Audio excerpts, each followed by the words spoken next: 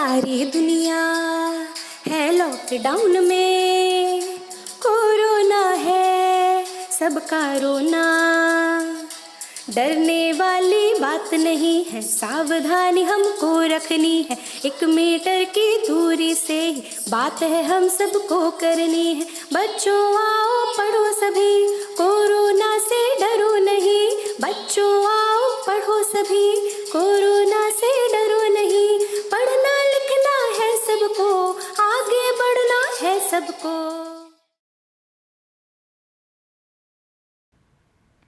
नमस्कार बच्चों, मैं दीपिका त्रिपाठी राजकीय बालिका इंटर कॉलेज सिंगारनगर से आप सबको आज कक्षा 9 का प्रारंभिक बही खाता से पुस्तक पालन पहला पाठ जो है पुस्तक पालन का भाग 3 पढ़ाने जा रही हूँ।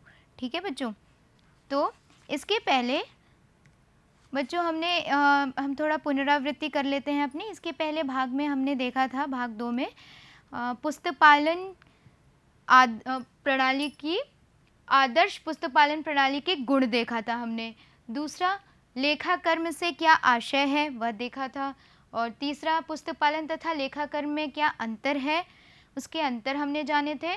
पुस्तक पालन के प्रमुख प्रणालियाँ, कितनी प्रणालियाँ हैं पुस्तक पालन की, प्रमुख प्रणालियों के बारे में हमने पढ़ा था। तो आज की कक्षा में हम पुस्तक पालन की शब्दावली देखेंगे तथा गृह कार्य।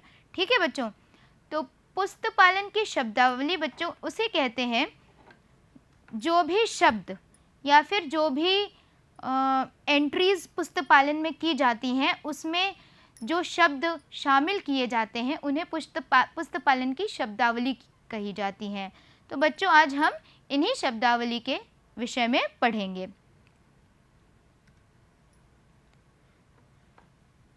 तो यहाँ पर देखिए बच्चों पुस्तक पालन की शब्दावली, और यहाँ पर आपको फ्लो चार्ट बना के दिया गया है। और ये पहला शब्दावली है व्यापार।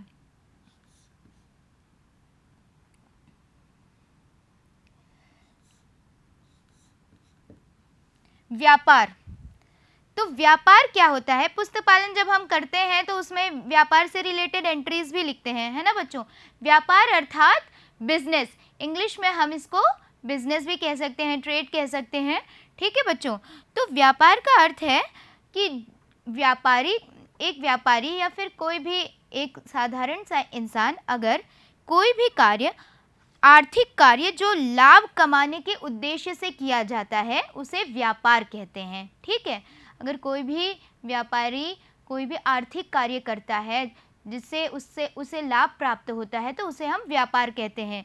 पर ज़रूरी नहीं है कि व्यापार में लाभ ही मिले, कभी कभी हानि भी मिलता है। पर मेन उद्देश्य जो रहता है, मेन एम जो रहता है व्यापारी का कि वो लाभ कमाए, इसीलिए वह व्यापार करता है। अगला टॉपिक है, सॉरी बच्चों, अगला पॉइंट है पेशा। सेकेंड वन है पेशा, जिसे हम अंग्रेजी में प्रोफेशन भी कह सकते हैं। ठीक है बच्चों, प्रोफेशन। तो पेशा किसे कहते हैं?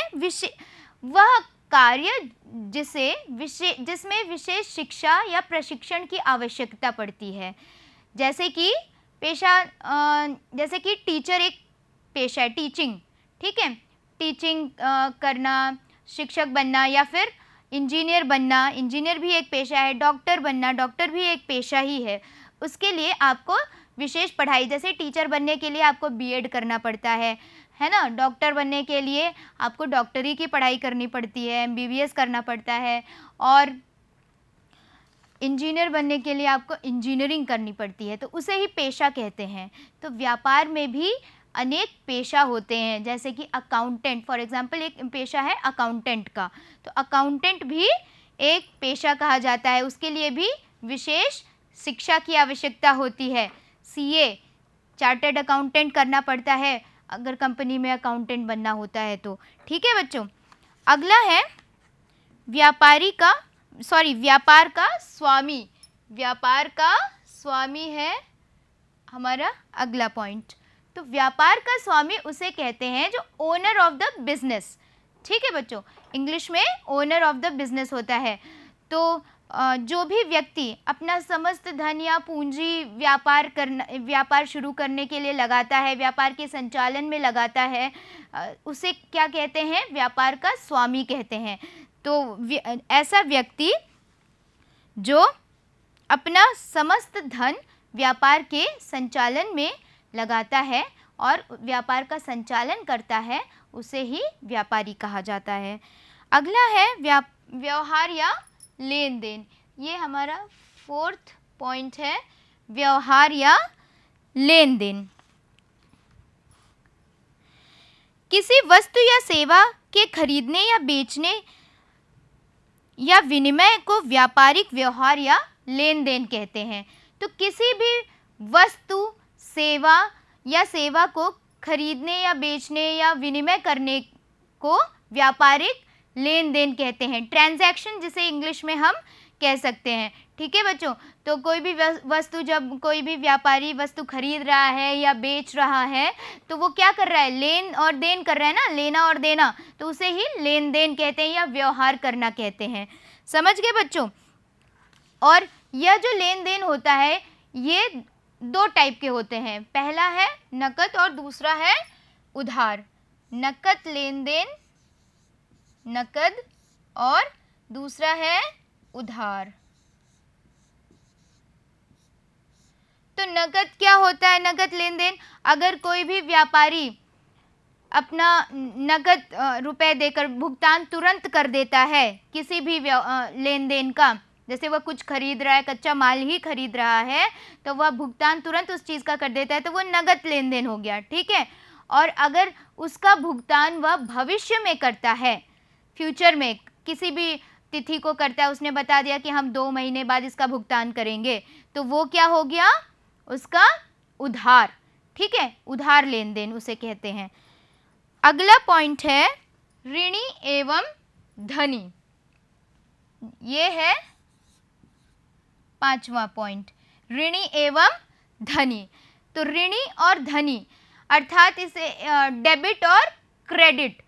ठीक है बच्चों, अंग्रेजी में ये होता है डेबिट और क्रेडिट। तो जो डेबिट यहाँ पर पुस्तक पालन में 2 पक्ष होते हैं। कोई भी जब आप कोई भी जैसे आप प्रॉफिट एंड लॉस अकाउंट बना रहे हैं या ट्रेडिंग अकाउंट बना रहे हैं, कोई भी खाता आप तैयार करते हैं तो उसमें आपके 2 पक्ष दिखाए जाते हैं। ये हमारी डबल एंट्री के अनुसार मैं बता रही हूँ आपको, जो दोहरा लेखा प्रणाली है उसके अनुसार ही बता रही हूँ, क्योंकि वही आप पढ़ेंगे। ठीक है बच्चों, तो इसमें ऋणी और धनी 2 पक्ष होते हैं। कोई भी खाता आप बनाएंगे तो उसमें ऋणी और धनी 2 पक्ष दिखाए जाते हैं। जो ऋणी पक्ष होता है वो बाईं तरफ रहता है और धनी पक्ष जो रहता है वो दाईं तरफ रहता है। समझ गए बच्चों? अब अगला टॉपिक है प्रविष्टि या लेखा। ये हमारा 6th पॉइंट है, प्रविष्टि या लेखा करना। प्रविष्टि या लेखा करना मतलब एंट्री करना। जब कोई भी लेन देन या व्यवहार होता है व्यापार में तो उसको प्रॉपर तरीके से, ठीक है, एक जो तरीका बताया जाता है पुस्तक पालन में, उसी तरीके, उसी सिद्धांत और उसी नियमानुसार लिखने को, उस पुस्तक पालन की पुस्तक में नियमानुसार लिखने को क्या कहते हैं? हम कहते हैं प्रविष्टि करना या ट्रांजैक्शन करना।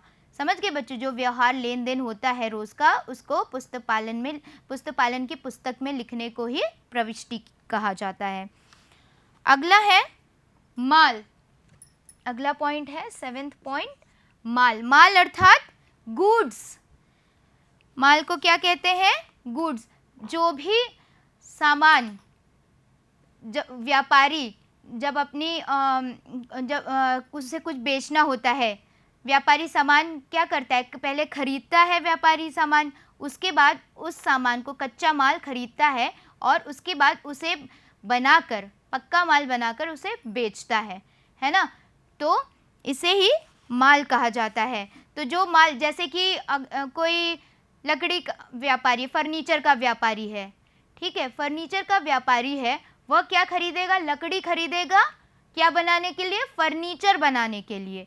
तो लकड़ी क्या हो गई? उसका कच्चा माल हो गया, या गुड्स उसे कह सकते हैं इंग्लिश में। समझ गए बच्चों? तो लकड़ी उसका माल हो गया। अगला है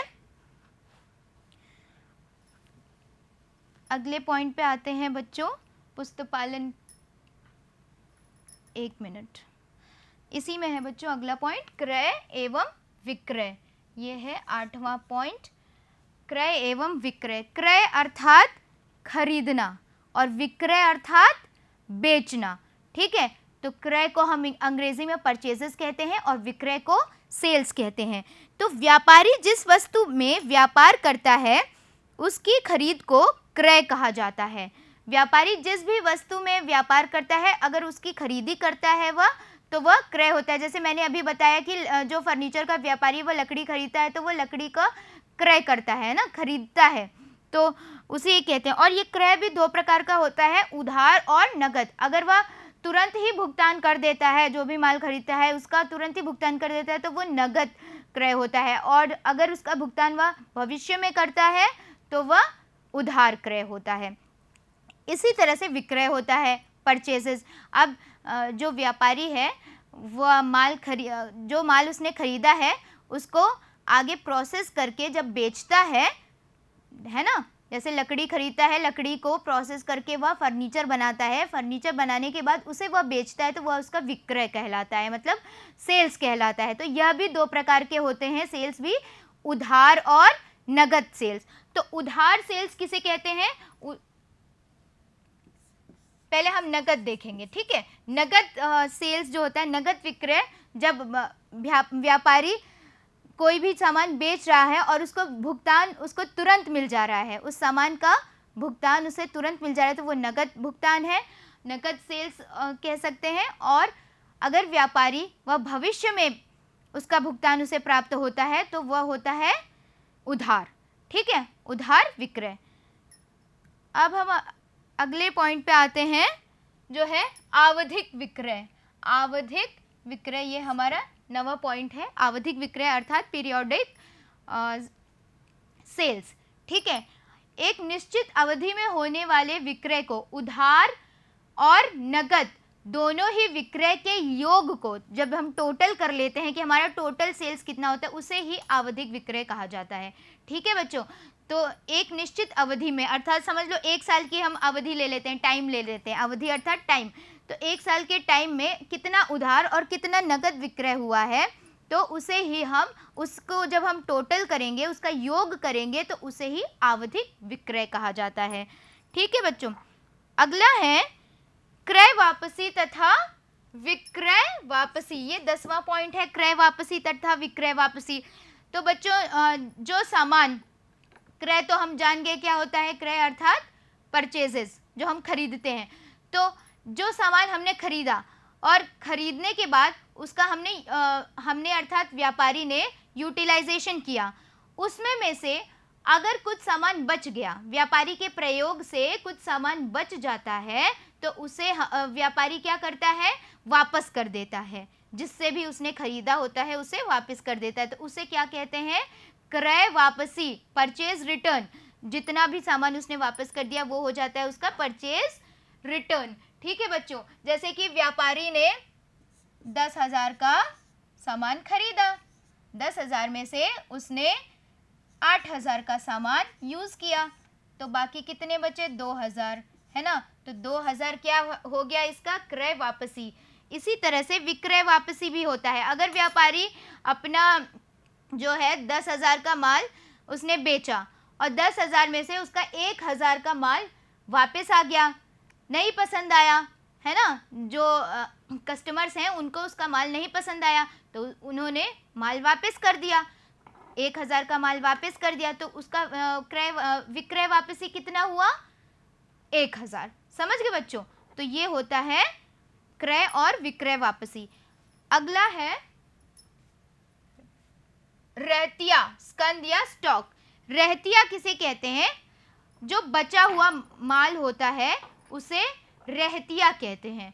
ठीक है, वर्ष के अंत में जो भी माल बच जाता है उसे रहतिया कहा जाता है, या वर्ष के प्रारंभ में जो बचा हुआ माल रहता है उसे रहतिया, स्कंद या स्टॉक कहते हैं। इंग्लिश में इसे स्टॉक कहते हैं। तो ये भी 2 टाइप के होते हैं, एक प्रारंभिक रहतिया होता है और एक अंतिम रहतिया होता है ना बच्चों। प्रारंभिक रहतिया और अंतिम रहतिया। प्रारंभिक अर्थात ओपनिंग स्टॉक।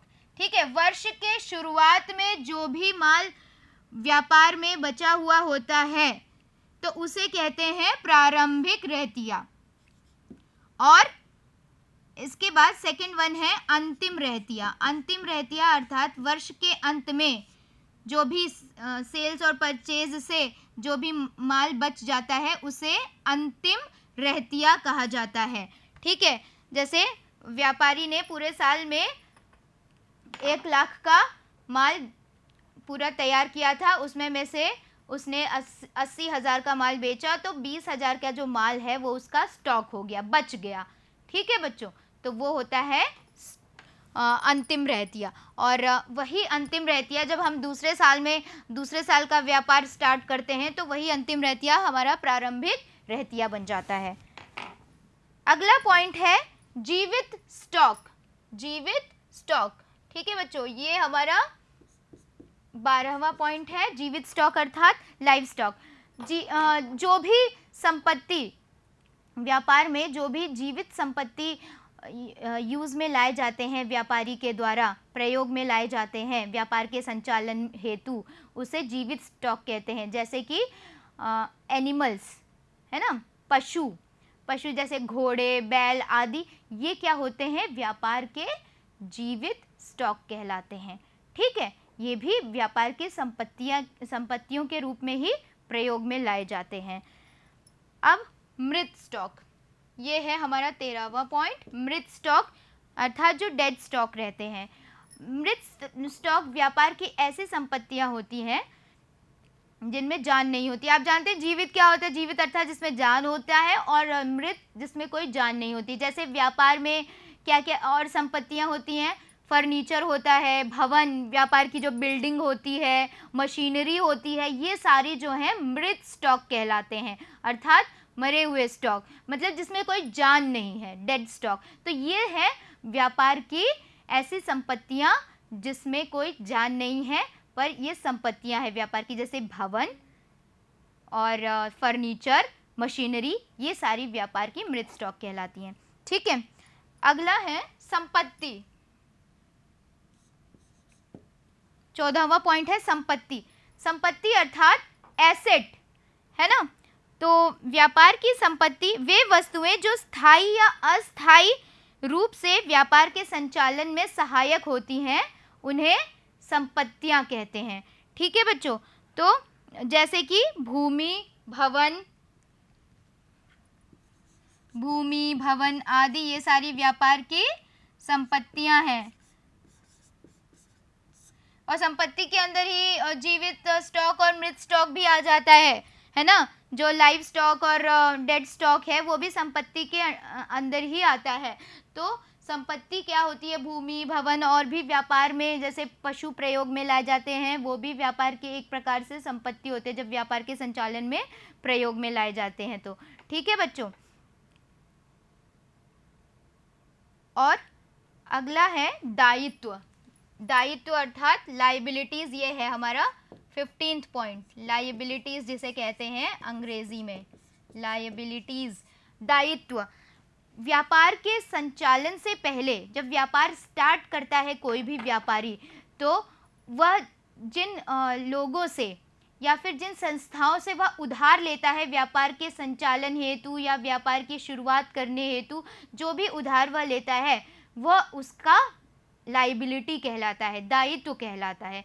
समझ गए बच्चों। जैसे हम ही लोग समझ लो, आप लोग या हम लोग कोई भी बिजनेस स्टार्ट कर रहे हैं, हमारे पास पैसे नहीं है तो हमने किसी से उधार लिया या बैंक से ही लोन लिया है, तो वो क्या हो गया, वो हमारी लायबिलिटी होगी, वो हमें उसको वापस देना है, जिससे भी हमने उधार लिया है उसको वापस पे करना है ना। तो वो हमारा लायबिलिटी हो गया, उधार अर्थात दायित्व हो गया, जिम्मेदारी जो हमें वापस देना है। नेक्स्ट पूंजी। पूंजी अर्थात कैपिटल।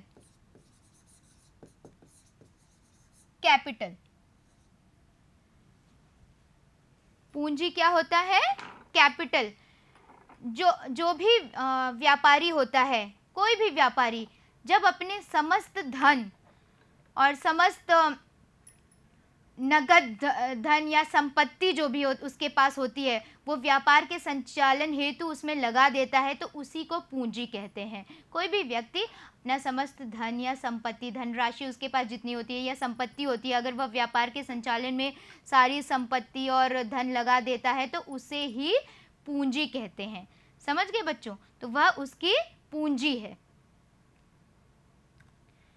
अगला है आहरण। अगला पॉइंट है आहरण। तो बच्चों ये हमारा 17वां पॉइंट है। आहरण जो है हमारा 17वां पॉइंट है। आहरण क्या होता है? ड्राइंग्स। व्यापार का जो स्वामी होता है, जो व्यापारी जिसे कहते हैं व्यापार का स्वामी, वह अगर अपने निजी इस्तेमाल के हेतु, ठीक है, व्यापार से कुछ उधार लेता है, व्यापार का धन या संपत्ति कुछ उधार लेता है, वह निकालता है अपने निजी इस्तेमाल के हेतु, तो उसे क्या कहते हैं? आहरण कहते हैं। समझ गए बच्चों? उसे ड्राइंग्स कहते हैं। तो ये इसे हम ड्राइंग्स कहते हैं अंग्रेजी में। अगला पॉइंट है छूट या कटौती। ठीक है बच्चों? तो छूट या कटौती वह होता है माल के क्रय विक्रय के समय उसके मूल्य में कुछ रियायत या कमी देना छूट या कटौती कहलाती है। जब भी माल का क्रय या विक्रय होता है, खरीदी या बेचना होता है माल का, तो उसमें कुछ रियायत या कमी करना, उसी को क्या कहते हैं? छूट देना। ठीक है, या कटौती करना। तो ये भी 3 प्रकार के होते हैं। इसमें देखिए 3 प्रकार दिए गए हैं। पहला है व्यापारिक छूट कटौती या बट्टा, दूसरा है नकद छूट कटौती या बट्टा, और तीसरा है विशेष छूट कटौती या बट्टा। ठीक है, तो जो पहला छूट है, माल के विक्रय में वृद्धि करने के उद्देश्य से मूल्य सूची में छपे हुए मूल्य में कमी कर देना। अगर माल की बिक्री में हमें वृद्धि करना है तो जो भी मूल्य सूची में जो प्राइस प्रिंट है उसमें कुछ कमी करना है, तो उसे क्या कहते हैं? व्यापारिक छूट या कटौती। ठीक है, व्यापारिक छूट कटौती या बट्टा जिसे कहते हैं। जो भी प्रिंटेड है कॉस्ट, उस पर कुछ आप देखते होंगे, अक्सर टीवी में ऐड आता है कि इस पर जैसे कोई भी क्रीम है, उस क्रीम पर 10 रुपए की छूट हो गई है। छपा हुआ कितना है? 50 रुपये, 10 रुपये की उस पर छूट हो गई। अब वह क्रीम 40 रुपये का मिल रहा है, उसको काट के नीचे 40 रुपये लिखा रहता है। ठीक है, तो उसे ही कहते हैं व्यापारिक छूट। और दूसरा है नकद छूट कटौती। नकद छूट अर्थात माल की क्रय विक्रय की दशा में शीघ्र भुगतान प्राप्त करने हेतु, जैसे कोई भी व्यापारी माल को बेच रहा है और उसे शीघ्र भुगतान मिलना है, मतलब वह चाहता है कि मुझे इसका भुगतान अति आवश्यक है, इसका भुगतान, और ये जल्दी मिल जाए मुझे, तो वो क्या करता है कि जो कस्टमर है उनको कुछ छूट दे देता है, कि कस्टमर भी छूट के लालच में उस माल का भुगतान जल्दी कर देते हैं। समझ गए बच्चों? तो उसे ही कहते हैं नकद छूट या कटौती। अगला है विशेष छूट या कटौती। यह विशेष छूट या कटौती वह होता है जब वह किसी विशेष उद्देश्य से यह छूट दी जाती है। अर्थात जैसे कोई व्यापारी आपने देखा होगा या कोई दुकानदार देखा होगा जो अपने एक निजी कस्टमर्स बना लेते हैं, है ना, उनको बनाने के लिए वो उन कस्टमर को हमेशा छूट दिया करते हैं कि आप हमारे हमेशा के ग्राहक हैं, तो हम आपको इतना छूट देंगे, इतना डिस्काउंट दे देंगे। कोई भी सामान वह खरीदता है तो उसको स्पेशल डिस्काउंट मिलता है, तो उसे ही कहते हैं विशेष छूट।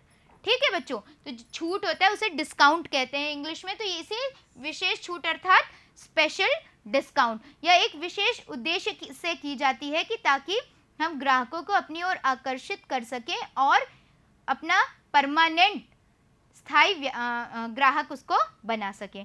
ठीक है, अगला है अप्राप्य या अशोध्य ऋण। ठीक है बच्चों? तो अप्राप्य या अशोध्य ऋण हमारा अगला पॉइंट है। यह हमारा 19वां पॉइंट है।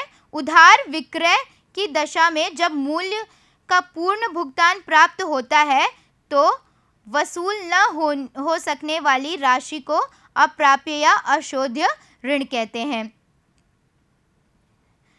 तो जब कोई भी माल आपने उधार बेचा है, ठीक है, तो उस माल की जो राशि होती है वह जब पूरी नहीं प्राप्त होती है तो उसे ही अप्राप्य ऋण कहते हैं। ठीक है, जैसे आपने कुछ बेचा है और उसकी राशि जो है, धन राशि उसको पूरी नहीं मिली आपको, तो वह हो जाता है अप्राप्य या अशोध्य ऋण।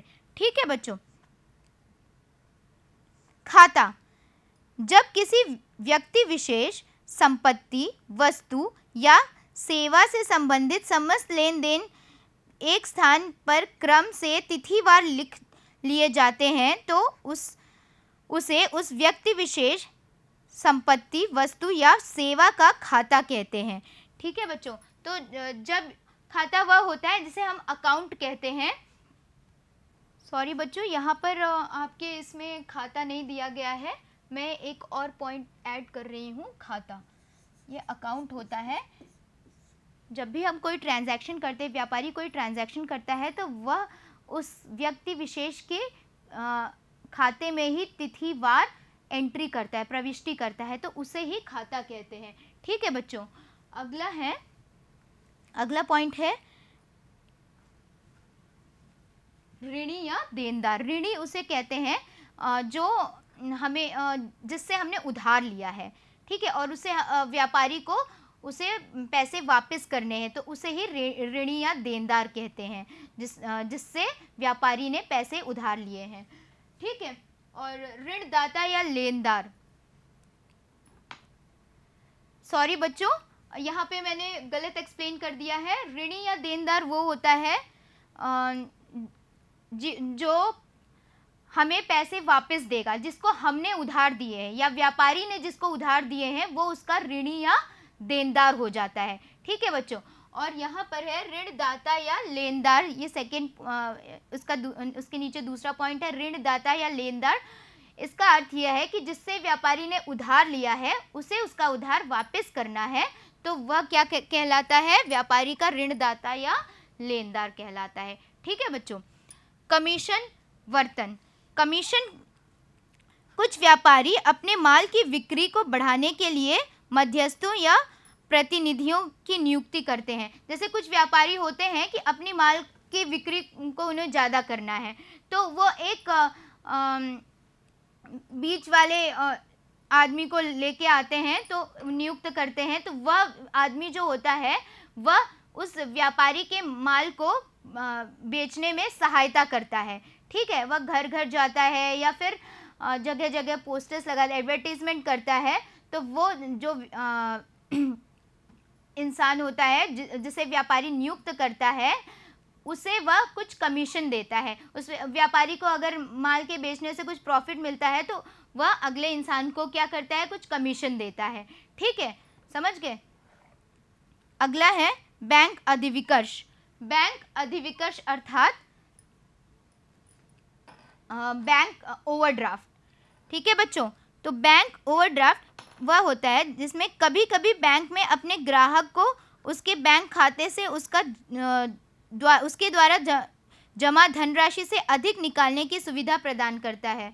तो जो बैंक होता है अपने ग्राहक को उसके द्वारा जो जमा की गई धनराशि है उससे अधिक पैसा निकालने की सुविधा दे देता है। ठीक है, तो उसे ही वह जो अधिक वह निकालता है। जैसे व्यापारी के बैंक में 10 लाख रुपए जमा है और बैंक ने उसको सुविधा दे दिया कि आप 15 लाख निकाल लो, तो उसने जो 5 लाख अधिक निकाला है उसे ही क्या कहते हैं?